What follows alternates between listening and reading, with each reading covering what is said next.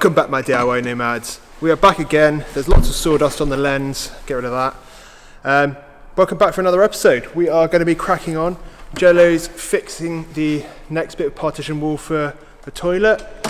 I've downsized the above head cabinet bit, and yeah, we're just ready to start really getting going. So let's crack on.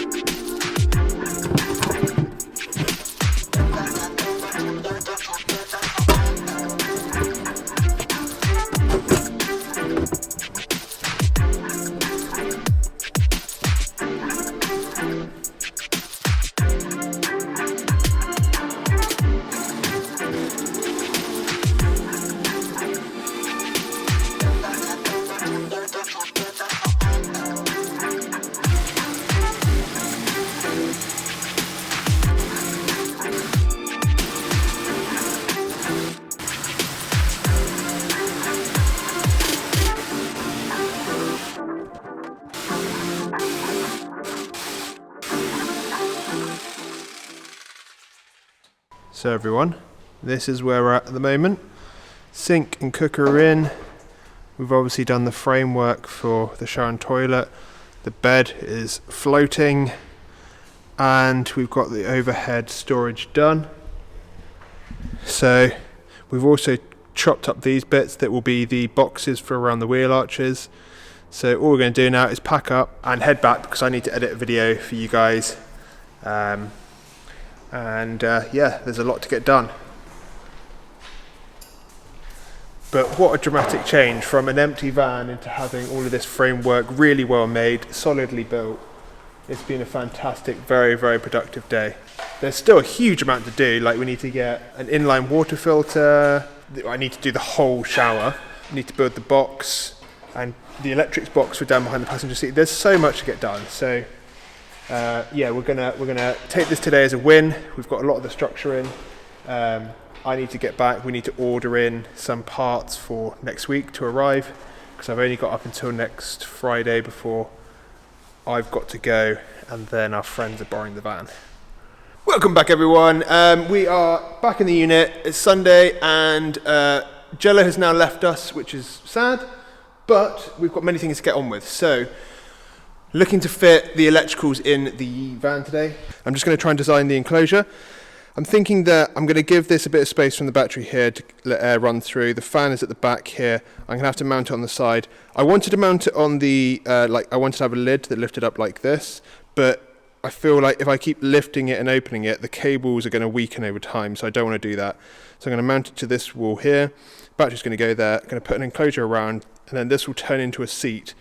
I'm going to put a board across the top here that keeps the battery pinned down, and on top of that I'm going to mount my C-Tech distribution board, anything else that's in there. I think that's pretty much it anyway. I'm going to make out of this the same stuff that we're using for the kitchen so that it all ties in well with everything.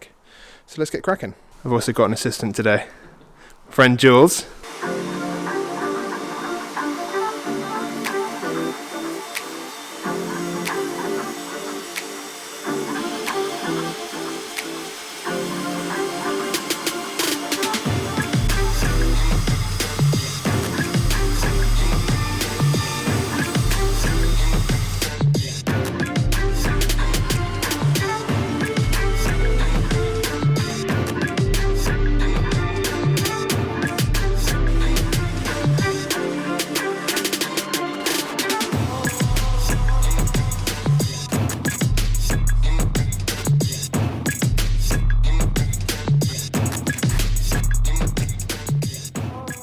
We've now got the sort of outline for where the electrics box is going.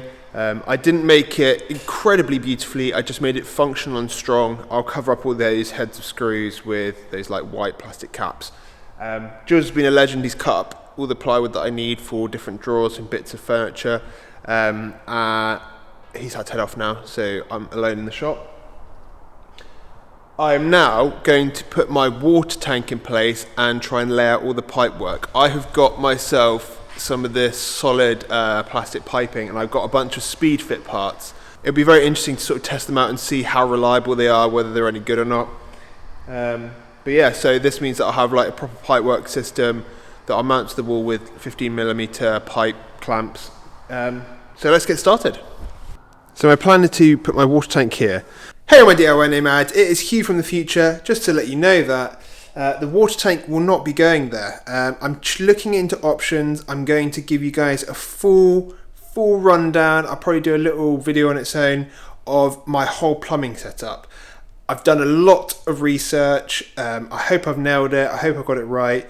But it's going to be a pretty cool setup, much more diverse than my old system, and really excited to share it with you. So don't worry about where the water tank is going in this video.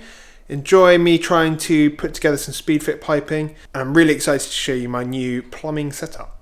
My fridge is going to go in here, and I wanted to keep it separated from the cooker because there's the inlet, but there's also the hot outlet pipe. I know there's the fiberglass wrap on it, but I'd rather keep my refrigerated unit separated from some like the underside of the cooker anyway. On paper, these speed fit connections are really good. So you have your little bit of pipe, you get your insert for the pipe, and you push it in. You just then get the connector or the joint that you're going to use, and this bit here you can rotate it, so that's locked, that's unlocked, and all you do is you just push the end in, all the way in, screw it shut, and that's that done. I don't know how much I trust it, it seems too easy. But then if you want to take the pipe out, you just unscrew this bit, and there's this point here that you pull back, and you can take the whole thing out. And then sometimes apparently this will come out the pipe, but you hold that back and use some needle nose pliers to gently pull it out without damaging the adapter itself.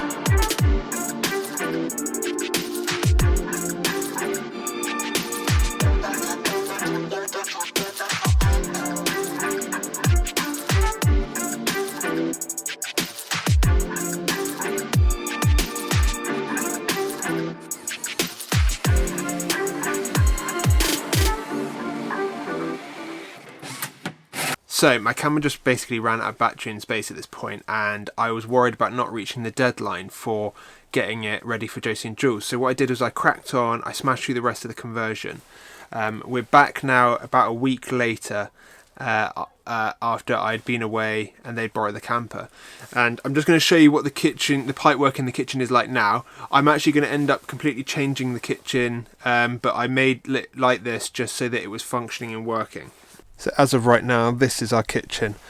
We've got sink, cooker in, this bit is blocked off, and there is the fridge. Here is the control panels and all the buttons. Down there is a drawer, and I've got a little panel that covers this area up, but here's my water tank, which I'm going to move over there behind the shower here, just to free up more space and make this more into a kitchen storage area. But what I've got here is my sort of speed fit piping. I've got the pipe coming out the water tank, going to a shut-off valve, coming up through a water filter, going up there. That was going to be the outlet, the cold outlet for the shower, and then the pipework goes up there to the pump at the back over there and off to the sink. It's also been snowing, which has been a lot of fun. Now what I plan to do is take all of that kitchen out. I'm going to build my own kitchen carcass. I'm then going to slide it in underneath the worktop. This will allow me to have a much nicer, much more professional setup, and it's going to be worked out a lot better in regards to dimensions. I'm going to have so many more drawers and storage and everything. I built that current carcass, which isn't really, I couldn't even call it a carcass, just to sort of be usable and to test whether the space worked. And to be honest, it has worked. It's okay, it's fine, it's great, but there's not enough kitchen storage. So I'm moving the water tank behind the shower, because then it'll be mounted next to and up against the really strong partition wall I built for the shower that's also next to the bed. That one wall is very, very strongly mounted, which is good. I'm going to look at better ways to fill up the water tank. I'm thinking I might have an external filling point on the side of the wall there, so I can just plug in like a hose and then fill up the water tank like that. But let's stick with plumbing for now, and you'll see the kitchen carcass on the next episode. The plumbing is very basic. It's just coming out of the water tank. Yes, there's a shut-off valve that then goes to a basic water filter, an inline water filter, which actually is still a very good water filter. And then up to basically just goes straight to the pump, then through to the tap. Now, I'll tell you why this is basic. So, in a very crude fashion, what I've currently got is my water tank going to a shut-off valve, going through the filter, then the pump, then to the sink. This is very basic, and I really should have reversed the pump and the filter anyway, so that it goes through the pump and then gets filtered. But this is very rudimentary. And the sink is a camper van sink that runs off 12 volts, so it has an activator switch, so basically as you open it up it turns on the pump. Now my whole new system that I'm going to be putting in there will be completely different, but basically what my new system will be the water tank going to a shut-off valve, then a one-way valve to the water pump, and then this will be a automatic pressurized water pump. So what it will do is every time that the pressure drops below about 3 bar, it will start pumping. This will then go through a surge dampener, or basically what is an accumulator, to regulate the pressure so that the water isn't like pulsing out of any taps.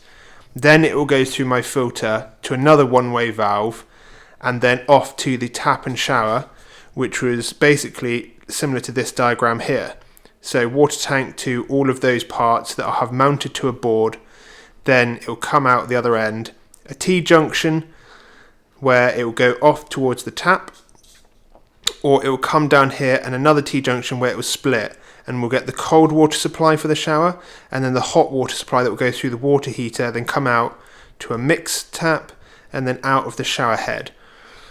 This is going to be an incredibly good system, because this is going to be very similar to what you have at home. It's going to be pressurized all the time, and as I use the water, the pump will keep it pressurized.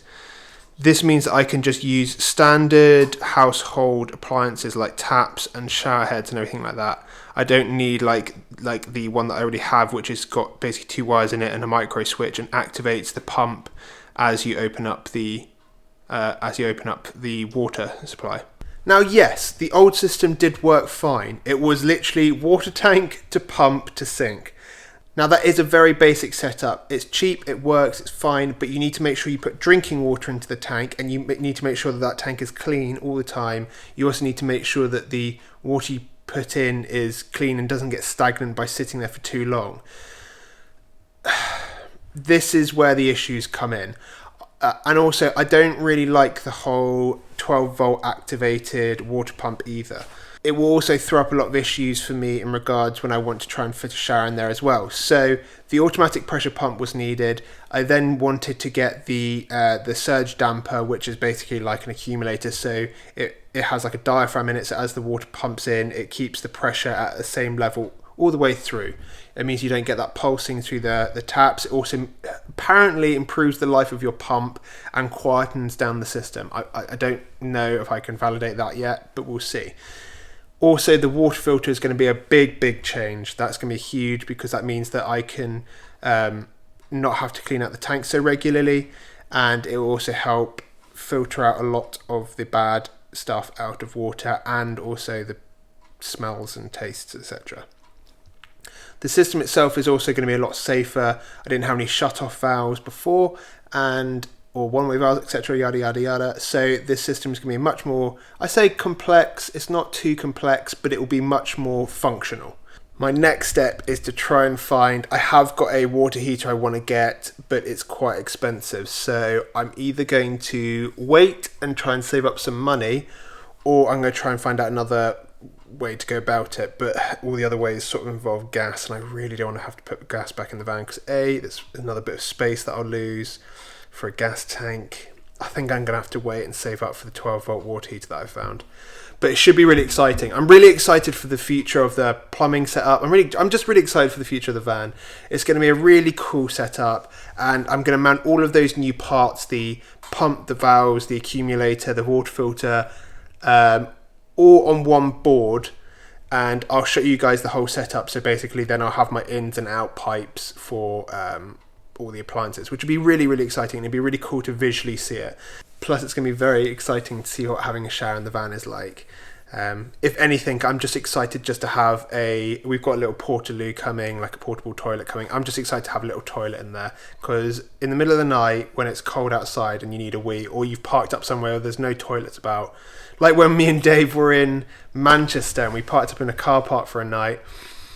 Yeah, running down the street, down a corner, around an alleyway sort of thing in the middle of the night when it's freezing, just to have a wee is a bad time.